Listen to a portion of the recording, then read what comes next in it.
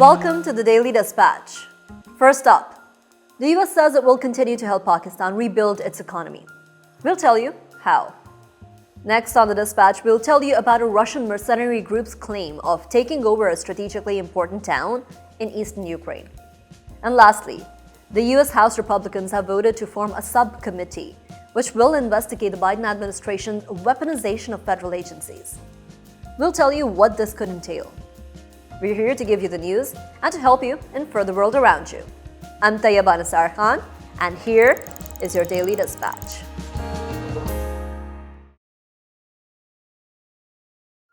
United States has expressed its willingness to support Pakistan in its effort towards post-flood reconstruction.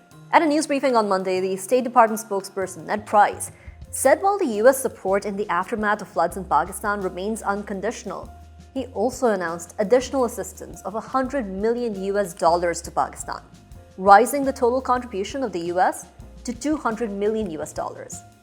And simultaneously asked Pakistan to continue with the IMF-led economic reforms. The United States has continued to provide funding assistance for the food security, flood response, disaster preparedness, and capacity building efforts. Additional support would go towards improving capacity for the flood protection and governance, the disease surveillance, the economic growth, and clean energy, and also the climate-smart agriculture, food security, and infrastructural reconstruction, which are all part of the additional $100 million committed by the United States.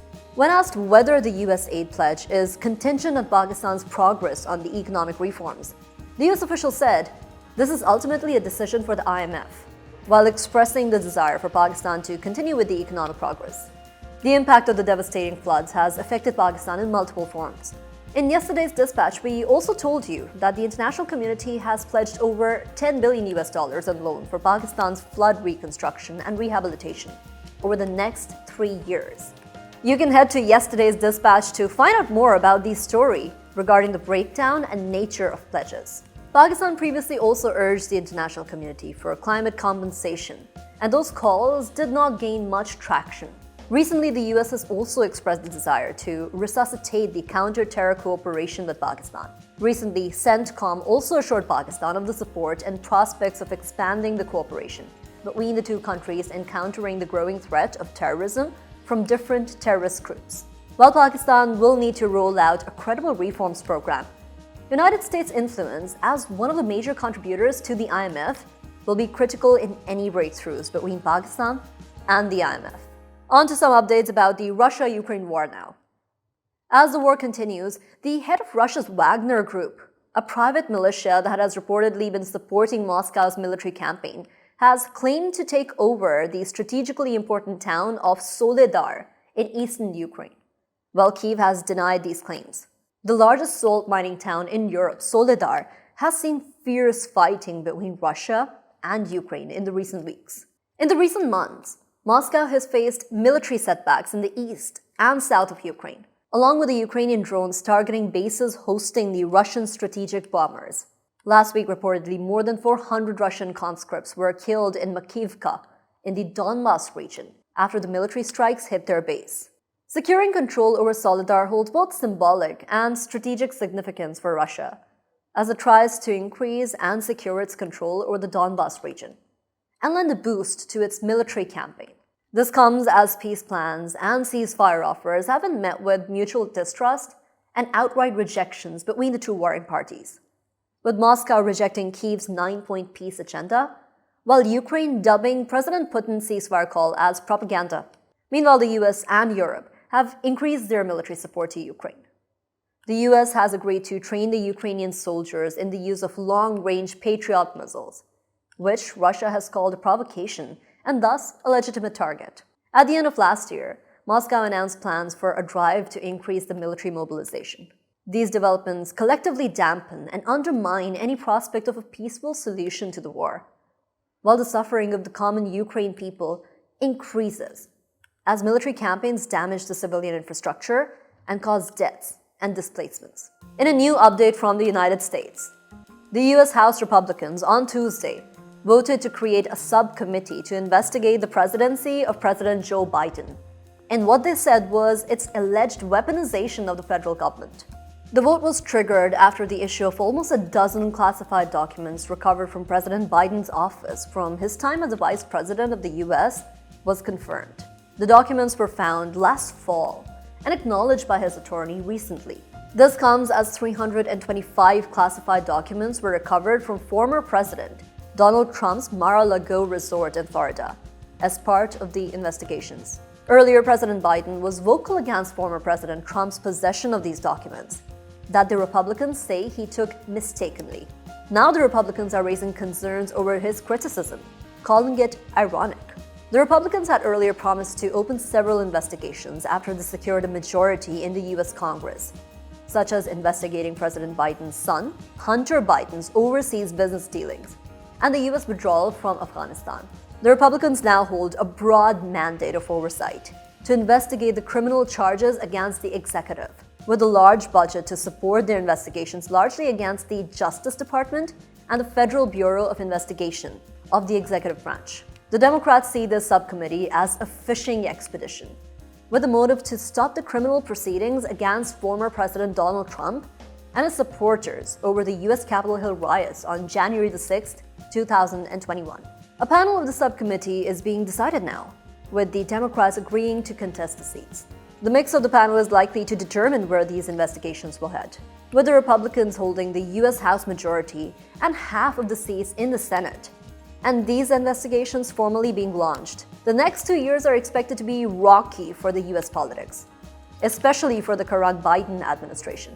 Next on the dispatch, COVID-19 wreaked havoc for at least 3 years in the world. Is it possible there will be a coronavirus comeback?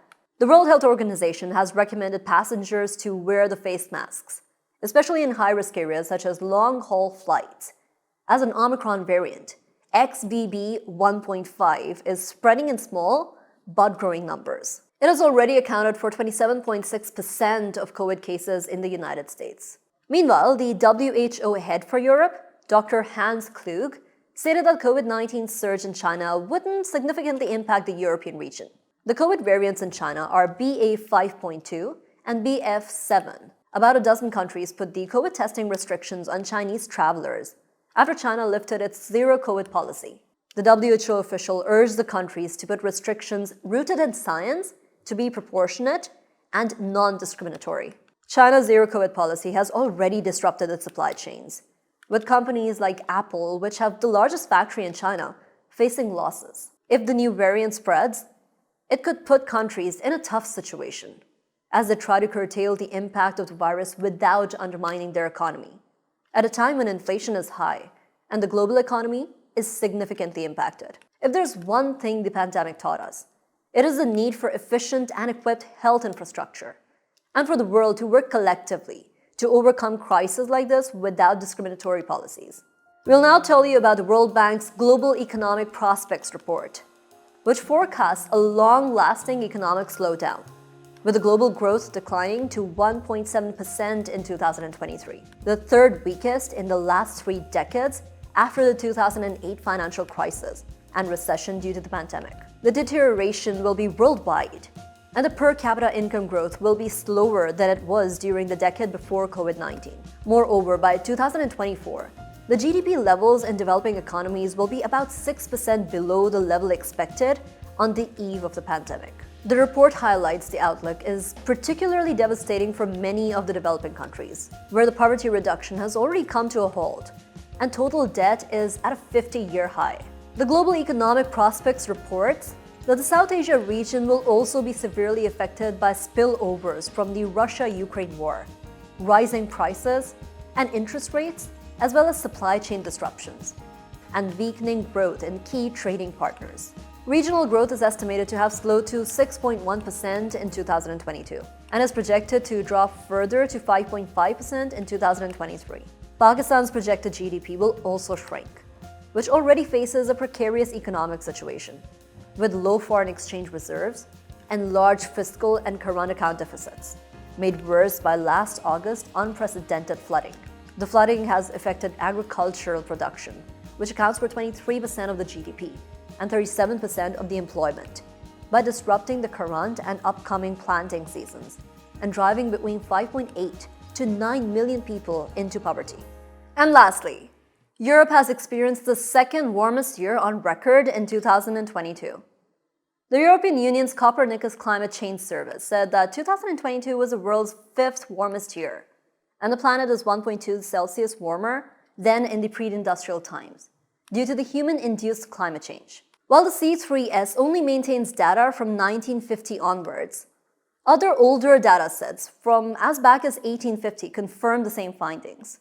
Overall, the last 8 years have been the hottest the world has ever witnessed. Shortage of rain and the heat-triggered droughts, ranked as Europe's worst in 500 years, adversely affected maize and soybean crop yields, along with disrupting the shipping along Germany's Rhine River. Europe and Great Britain experienced higher emissions as a result of wildfires due to the hot and dry weather than in any summer in the last 15 years. Now, experts argue that temperatures will only become normal after countries reduce emissions to net zero. While the European Union, Britain, Canada, and Japan have pledged to achieve the goal by 2050, and China and India aim to achieve this later, the global emissions continue to remain on the rise and batter the countries most vulnerable to climate change, such as Pakistan, Bangladesh, India, Philippines, Afghanistan, and many others. That's all, folks. We'd be happy to receive your feedback and suggestions. We'll be back tomorrow with more bite-sized news that keeps you up to date with what's going on in the country, the region, and the globe. I'm Tayyaba Nisar Khan, and this was your Daily Dispatch.